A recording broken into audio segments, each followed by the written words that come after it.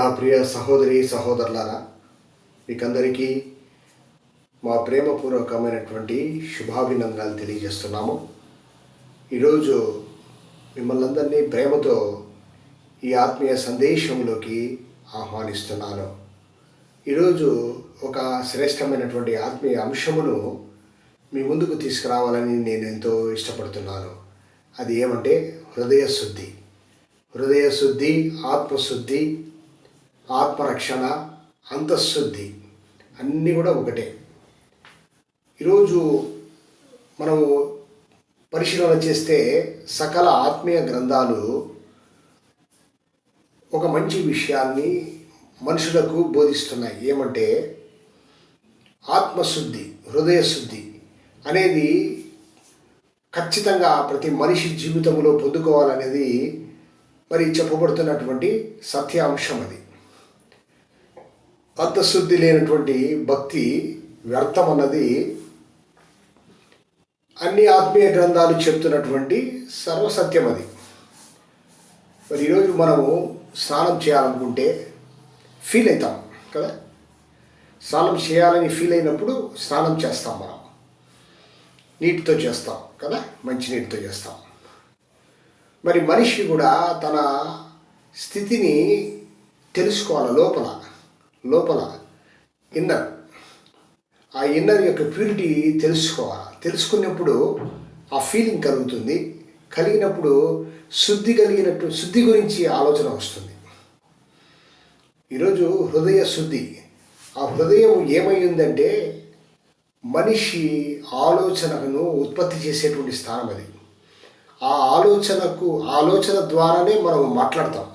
ఆ ఆలోచన ద్వారానే మనము శరీరముతో క్రియలు చేస్తాం. ఎందుకంటే హృదయము నుండి వచ్చేటువంటి జ్ఞానమే మనస్సుకు అందించబడుతుంది. ఆ మనస్సు ద్వారానే క్రియ చేస్తున్నాడు మనిషి. ఈరోజు మనిషి ఎందుకు ఈ సమస్త ఆత్మీయ గ్రంథాలు హృదయ శుద్ధి, ఆత్మశుద్ధి అని చెప్తున్నాయి. హృదయంలో ఏముంది? హృదయంలో చెడు స్వభావం ఉందండి. చెడు చేత అంటుకట్టబడి ఉంది. అది చెడు అంటే ఏమి లేదండి, గర్వ స్వభావం. అది ఆ గర్వ స్వభావం వలనే మనిషి ఈరోజు మరి చీకటి క్రియలతో నడిపించబడుతున్నాడు ఈ సమాజంలో. ఎందుకంటే మనిషిలో ఉన్నది మనిషి ఆత్మ ఒక చీకటి ఆత్మగా ఉన్నది. అది ఆత్మీయ స్పర్శ లేదు, దానికి సత్యస్పర్శ లేదు. అందుకే ఈరోజు మనిషి హృదయ శుద్ధి పొందుకోవాలి ఖచ్చితంగా. నా ప్రియ సహోదరి సహోదరులారా, ఇంత గొప్ప ఆశీర్వాదకరమైనటువంటి స్థితికి మనిషి రావాలా. మనిషి రెండు స్వభావాలతో మనిషి ఉన్నాడు ఈరోజు. ఒక స్వభావం ఏమంటే ఆత్మీయ స్వభావం, రెండోది వచ్చి శరీర స్వభావం. ఆ శరీర స్వభావంలో నుంచి మనిషి ట్రాన్స్ఫర్ కావాలంటే హృదయ శుద్ధి ఖచ్చితంగా కావాలి. ఆత్మీయ స్వభావంలోకి రాకపోతే మనిషికి మనుగడ లేదు. ఈ లోకంలో మహా అయితే మనము 70 నుంచి 75 సంవత్సరాలు బతకవచ్చు.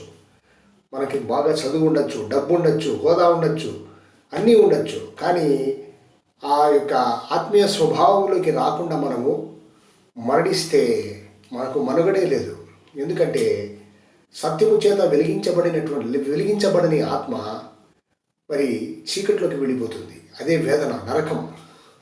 మరి అలాంటి స్థితిలోనికి వెళ్ళాల్సిన స్థితి ఉంటుంది. శరీరము మట్టి అయిపోతుంది. మరి తర్వాత మన మనుగడ గురించి ఎవరు అనుకోరు. మన బిడ్డలు కానీ మన నెక్స్ట్ తరాల్లో ఉన్నటువంటి మనుషులు ఎవరు అనుకోరు. ఇది సర్వసాధారణం. కాబట్టి మనిషి విజయుడుగా మారాలంటే విజయుడు కావాలి.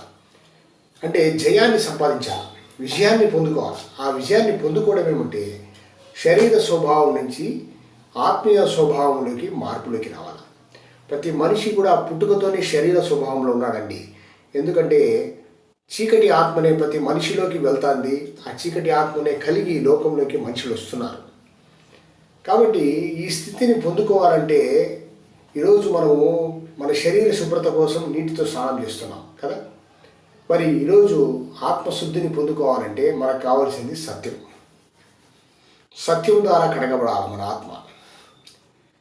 మరి ఆత్మీయ ఋషులు ఎంతోమంది ఈ గొప్ప విషయాన్ని మనుషులకు బోధించినారు. మరి ఆత్మీయ ఋషి అయినటువంటి బుద్ధుడు కూడా ఒక మంచి మాట చెప్తాడు. ఏమంటే ఆయన మనిషికి విచారకరమైనది, దుఃఖకరమైనది ఏదంటే అంట మరణం కాదంట. అంతఃశుద్ధి లేకుండా మనిషి మరణించి జీవించడమే దుఃఖకరమైన స్థితి అంట ఆ జీవితంలో. ఎంత గొప్ప విషయం అండి.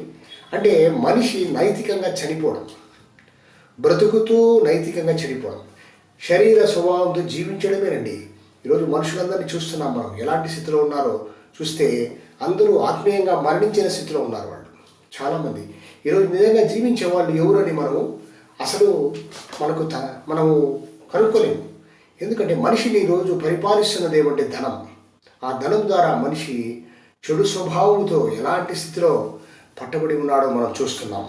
మా ప్రియ సహోదరి సహోదరులారా, మరి ఇలాంటి హృదయ శుద్ధిని గురించి మరి ప్రభు అయిన యేసుక్రీస్తు వారు కూడా ఒక మంచి మాట, ఒక మంచి ప్రవచనాన్ని ఆయన చెప్పాడు. ఏమంటే హృదయ శుద్ధి గల వారు ధన్యులు, వారు దేవుని చూచెదరు అని చెప్పాడు. హృదయ శుద్ధి, హృదయముకు శుద్ధి కావాలంట, ఆత్మకు శుద్ధి, ఆత్మరక్షణ, అంతఃశుద్ధి. దీనికి ఇది కలిగిన వారు ధన్యులంట. ధన్యులు, వారు దేవుని చూస్తారు అని చెప్పాడు. చూడండి ఎంత గొప్ప విషయము. మరి హృదయములోకి శుద్ధి కావాలంటే హృదయములోకి సత్యము రావాలి. మనిషిలో హృదయములో ఉన్నటువంటి చీకటి వెళ్ళిపోవాలంటే వెలుగు రావాలి. సత్యమే వెలుగు, ఆ వెలుగే జ్ఞానం. ఆ జ్ఞానమే మన మనస్సుకు శక్తి అవుతుంది. ఆ శక్తే మన యొక్క శరీరమును మంచి క్రియలతో నడిపిస్తుంది భూమిలో. మరి ఇలాంటి సత్యము కలిగిన మనిషి సత్యాన్ని వెతకాల, సత్యాన్ని మరి ఆహ్వానించాల తన హృదయంలోకి. మరి అలాంటి స్థితి లేకపోతే అలాంటి మనుగడే శూన్యం. మరణం ఎప్పుడు సంభవిస్తుందో ఎవరికీ తెలియదు. చాలామంది అనుకుంటూ ఉంటారు ఏమంటే, మేము చాలా మంచివాళ్ళము, మేమేం చెడు చేయడం లేదు, మేము దాన ధర్మాలు చేస్తాము, మేము ఎప్పుడు ఏమి చెడులో లేని మేము అని భావించే వాళ్ళు చాలామంది ఉన్నారు. వాళ్ళకందరికీ నేను చెప్తున్న మాట ఏమంటే, అసలు మీ స్వభావమే శరీర స్వభావంతో మీరు పుట్టారు. ఆ స్వభావములో మీరు చేసినటువంటి మీ జీవిత కాలంలో మీరు ఏమేమి చేశారు, ఎటువంటి చెడు ఆలోచనలు, చెడు మాటలు, చెడు క్రియలు ఎక్కడెక్కడ మాట్లాడారో, అబద్ధాలు మాట్లాడిండొచ్చు, మరి ఏమేమి చేశారో అది మీకు మాత్రమే తెలుసు. మరి ఆత్మస్వరూపుడైనటువంటి దేవునికి తెలుసు. కాబట్టి ఆ చెడు అంతా కూడా మీ హృదయాలలో పేరుకుపోయి ఉందండి, పేరుకొని పోయి ఉంది, స్టోర్ అయి ఉంది. అది కడగబడితే తప్ప హృదయ శుద్ధి సాధ్యం కాదు.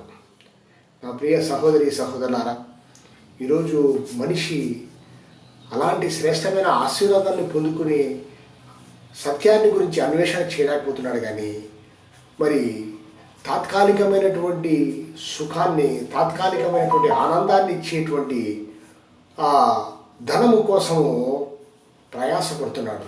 అందుకే ప్రభు అయిన యేసుక్రీస్తు వారు ఒక మంచి మాట ప్రవచించారు. ఏమంటే, మీరు ధనానికి మరి దేవునికి దాసులుగా ఉండలేరన్నాడు. మనిషికి ఒకటే option, either money are God. God is truth. మరి మనుషులంతా ఈరోజు ఎలాంటి స్థితిలో ఉన్నారో మనం చూస్తున్నాం. మరి ధనానికి దాసోహమైనటువంటి స్థితి మనం చూస్తున్నాం.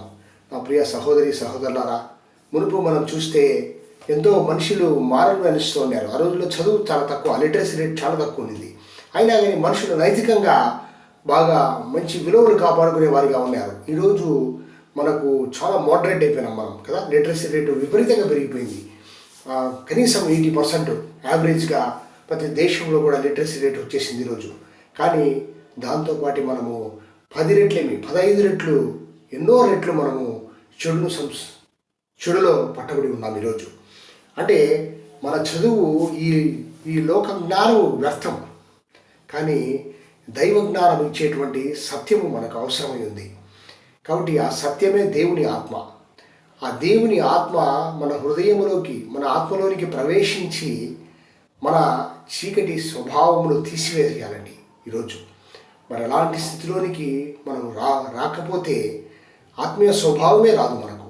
ఆత్మీయ స్వభావంలోకి నువ్వు ట్రాన్స్ఫర్ కాకపోతే దానివల్ల నీ జీవితమే నిష్ప్రయోజనము. అందుకే రామకృష్ణ పరమహంస గారు ఒక మంచి మాట చెప్తారు. ఏమంటే, సుకృతమైన మానవ జన్మలో సత్యము గురించి తెలియకపోతే ఆ జన్మ వ్యర్థమని ఆయన చెప్తున్నాడు. మా ప్రియ సహోదరి సహోదరులారా, ఎందుకు ఇలా మనిషి జీవితాన్ని పాడు చేసుకోవాలి? మనం దేహమే దేవాలయం అని సర్వాత్మీయ గ్రంథాలు చెప్తున్నాయి. అంటే మనలోనికి దేవుని ఆత్మ వచ్చినప్పుడు ఇది దేవాలయంగా మారుతుంది. ఆయన నివాసం చేయాలనుకుంటున్నాడు. ఆత్మస్వరూపుడు మన ఆత్మలో నివాసం చేయాలనుకుంటున్నాడు. మనిషి ఆహ్వానించలేని స్థితి ఈరోజు. ఎందుకంటే అది కలగడం లేదు మనిషికి. తన అంతఃశుద్ధి గురించి, తన హృదయ శుద్ధి గురించి, తన హృదయంలో ఉన్న చెడు గురించి, అంతఃకరంలో ఉన్నటువంటి చెడు గురించి, ఆత్మలో ఉన్న చెడు గురించి మనిషి తెలుసుకోలేకపోతున్నాడు. కాబట్టి ఈరోజు మనుషులు మరణించిన స్థితిలో ఉన్నారు. ఎందుకంటే ఆ ఆత్మీయమైన మరణంలో ఉంటూ బ్రతుకుతున్నారు. దానివల్ల ఏమీ ఉపయోగం లేదు. ఈరోజు ఈ లోకధనము మనల్ని ఏమి ఎంత సంపాదించుకున్నా మరణము ఏదో ఒక సమయంలో మనల్ని బంధించేస్తుంది. మరి మన శరీరము మట్టిలోనికి వెళ్ళిపోతుంది, డస్ట్ టు డస్ట్. కానీ లోపల ఉన్నటువంటి మరణము లేనటువంటి ఆత్మ, మరణము లేని ఆత్మ చీకటిలోనికి వెళ్ళిపోవాల్సిన స్థితి ఉన్నది. ఒక వేదనకరమైన స్థితిలోనికి వెళుతుందనేసి చాలా ఆత్మీయ గ్రంథాలు చెప్తున్నాయి. కాబట్టి సత్యాన్ని వెతకాల్సిన స్థితి ఈరోజు మనిషికి కావాలా? ఆ సత్యము విమోచన చేస్తుంది నిన్ను. ఆ సత్యము నిన్ను నడిపిస్తుంది. ఆ సత్యము నీలోనికి వస్తే నీ జీవితమే మారిపోతుంది. ఆత్మీయ స్వభావంలోకి వస్తావు. ప్రేమ, యథార్థత, మంచితనము, పవిత్రత, సాత్వికమైన గుణాలు, ఆత్మీయ గుణాలతో, ఆత్మీయ ఫలముతో ఈ లోకంలో నువ్వు దైవ పోలికలు జీవిస్తావు. అదే ప్రభువైన యేసుక్రీస్తు చెప్పినాడు. ఏమంటే హృదయ శుద్ధి గల వారు ధన్యులు, వారు దేవుని చూస్తారన్నాడు. అంటే హృదయ శుద్ధి కలిగిన హృదయంలో దేవుని ఆత్మ నివాసం చేస్తున్నది. మనిషి ఆత్మీయ నేత్రాలు తెరవబడినాయి. శరీర నేత్రాలతో ఉన్నాడు, ఆత్మీయ నేత్రాలు తెరవబడినాయి. ఆ స్థితిలో మనిషి దైవత్వాన్ని ఫీల్ అవుతాడు, దైవత్వాన్ని అనుభవిస్తాడు. ఇతరులు కూడా అతని నుండి వచ్చేటువంటి ఆత్మఫలంతో కూడినటువంటి మంచి క్యారెక్టర్స్ని బట్టి అనేకులు దైవత్వాన్ని చూస్తారు. దైవత్వం యొక్క రుచిని వాళ్ళు కూడా చూస్తారు. అందుకే వారు దేవుణ్ణి చూస్తారని చెప్పబడుతున్నటువంటి ఆ ప్రవచనాన్ని ఆయన తెలియజేస్తున్నాడు. ఈ రోజుల్లో చాలామంది డబ్బు ఉంటే చాలా ధన్యత అనుకుంటున్నారు, హోదాలుంటే ధన్యత అనుకుంటున్నారు, అంతస్తు ఉంటే ధన్యత అనుకుంటున్నారు, అందం ఉంటే ధన్యత అనుకుంటున్నారు, చదువు ఉంటే ధన్యత అనుకుంటున్నారు. కాదండి, ఇవన్నీ తాత్కాలికమైన విషయాలండి.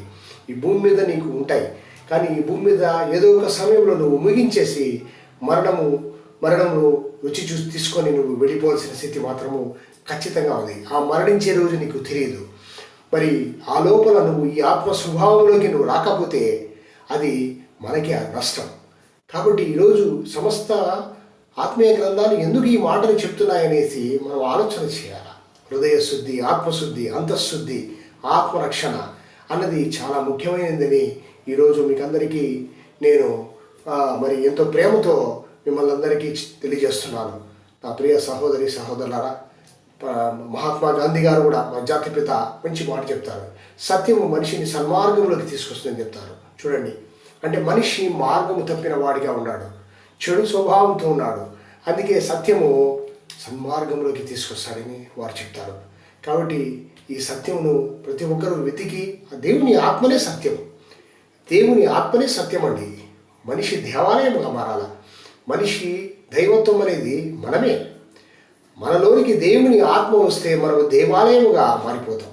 మనిషి శరీరమే దేవాలయం. ఇందులోనే ఆయన నివాసం చేయాలని కోరుకుంటున్నాడు. నా ప్రియ సహోదరి సహోదరులారా, ఈ అంశంలో ప్రతి ఒక్కరూ ఆలోచన చేయాలని మిమ్మల్ని అందరినీ ప్రేమతో నేను వేడుకుంటున్నాను. దేవుడు మిమ్మల్ని, మీ కుటుంబాలను ఆశీర్వదించును గాక. God bless you.